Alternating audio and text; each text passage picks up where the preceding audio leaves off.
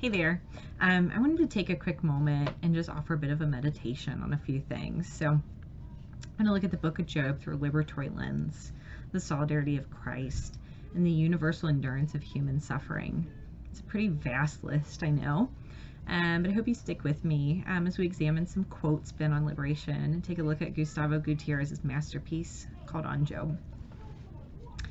So, in order to gain a better understanding, Jesus has solidarity with suffering itself. Jesus identifies with the marginalized. This is a core truth of liberation theology. Christ is the light in all things and also the wound in all things. Christ must encompass both great love and great suffering.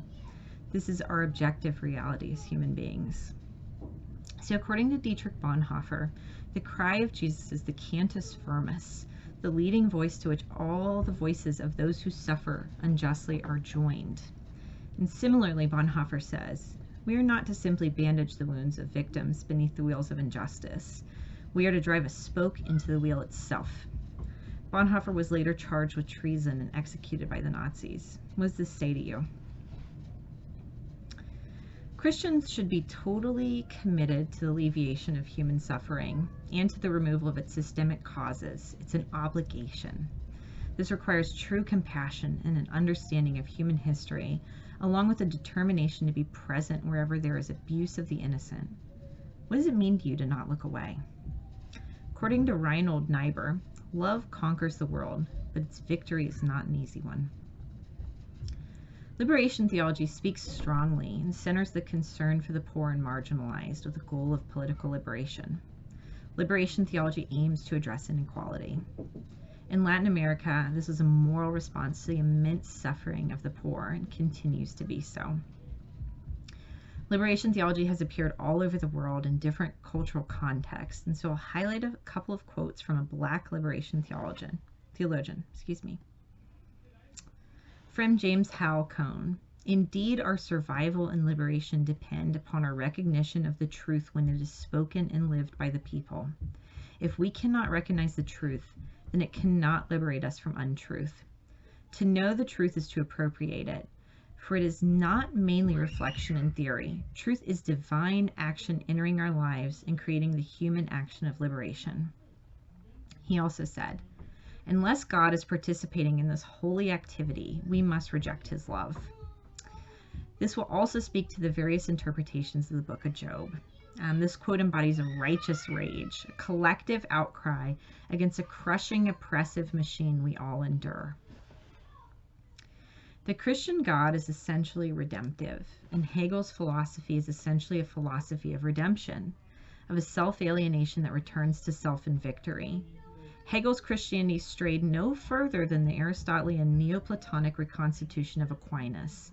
The bottom line, redemption. I'm pulling this idea from Henry Jansen's Relationality and the Concept of God.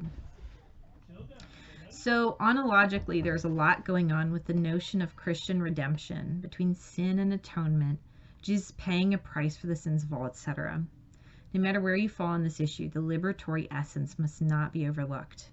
A redemptive God that leads us away from the breaking wheel of an oppressive world. The aim of the universe is revealing the fullness of a divine love.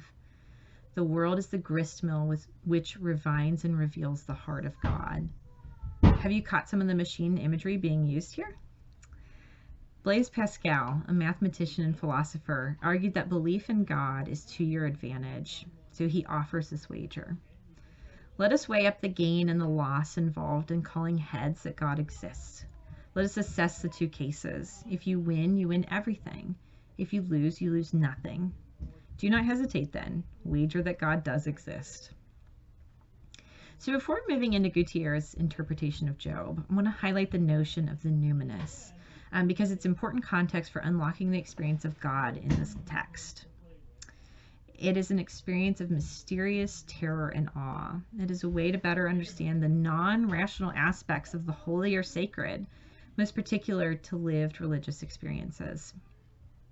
So Rudolf Otto states on his idea of the numinous, the feeling may, at times, come sweeping like a gentle tide, pervading the mind with a tranquil mood of deepest worship.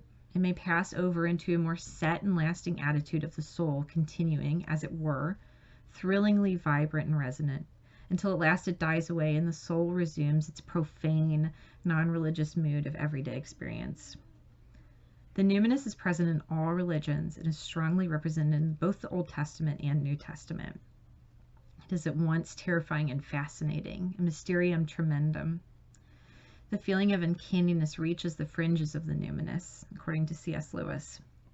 And so I've talked about Amitav Ghosh's use of uncanniness in his tiger in the jungle allegory for non-human entities encroaching on the mind, specifically climate change, in his book, The Great Derangement. And so according to Gustavo Gutierrez, the reflection on the mystery of God must begin with God's resolve of self-communication to all nations. We have one single transcendent God self-revealing across all nations and all religions throughout all of time. So on to the book of Job. The book of Job is really a meditation on the transcendence of God, the problem of evil, human suffering, the question of retribution, friendship, and much more. There are many questions in the story. And so Job highlights that suffering is a human experience. Christianity teaches this. Gautama Buddha taught that existence is suffering, and it's a part of life. And similarly, the Quran teaches there is joy and pain in life. So it's consistent across all major traditions that suffering is a reality of life. Job calls theodicy to front and center. Why does God allow bad things to happen? This is explicitly the vindication of divine goodness and providence in view of the existence of evil. And so Karl Barth believed that the book of Job anticipated Christ in this witness. Barth also argues that Yahweh's action is a concrete confirmation of the innocence of Job.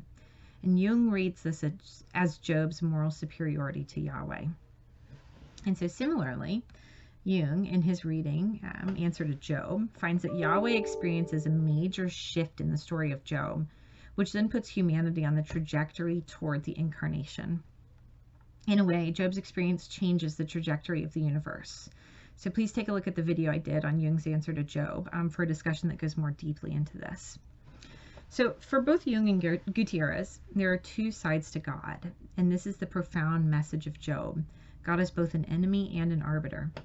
Transcendent love and crushing destruction, justice and mercy must be contained in the same transcendent one. If this were not so, we wouldn't be straying from monotheism. However, mercy and gratuitous love win overall, and God's love is a cause, not an effect.